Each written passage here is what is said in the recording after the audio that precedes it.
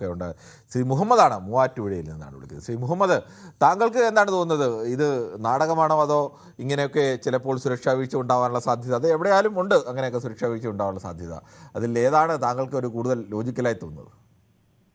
ഇത് പറഞ്ഞോളൂ ശ്രീ മുഹമ്മദ്. ഇത് ശരിക്കും ഒരു നാടകമായിട്ട് തന്നെയാണ് തോന്നുന്നത്.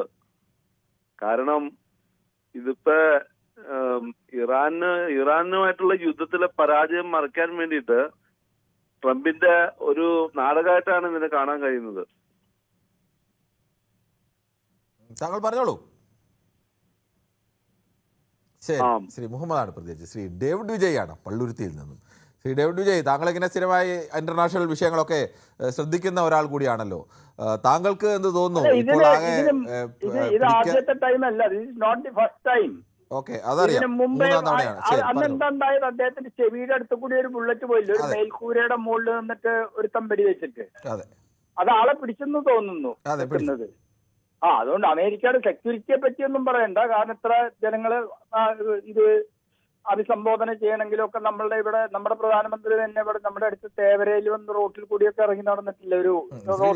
ഇത് അങ്ങനെ ഒരു സ്ഥലത്ത് വെച്ച് ഉണ്ടായതിനൊക്കെ ചിലപ്പോൾ എത്ര സുരക്ഷ ഉണ്ടായാലും ഉണ്ടാവാം.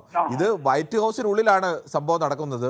അവിടെ പ്രസിഡന്റും വൈസ് പ്രസിഡന്റും ഒക്കെ പങ്കെടുക്കുന്ന ഡിന്നറാണ്. അവിടെ വരുന്ന ഓരോരുത്തരെയും സുരക്ഷാ പരിശോധനയ്ക്ക് ശേഷം അകത്ത് കയറ്റി വിടുന്നതൊക്കെ സംഭവം. അതൊന്നും പറഞ്ഞിട്ട് കാര്യമില്ല. എത്ര സുരക്ഷ ഉണ്ടെങ്കിലും അത് അതിൻ്റെതായ രീതിയിൽ മറയ്ക്കാൻ പഠിച്ച ഒരു ക്രിമിനലിനും ഇവർക്കൊക്കെ പറ്റും.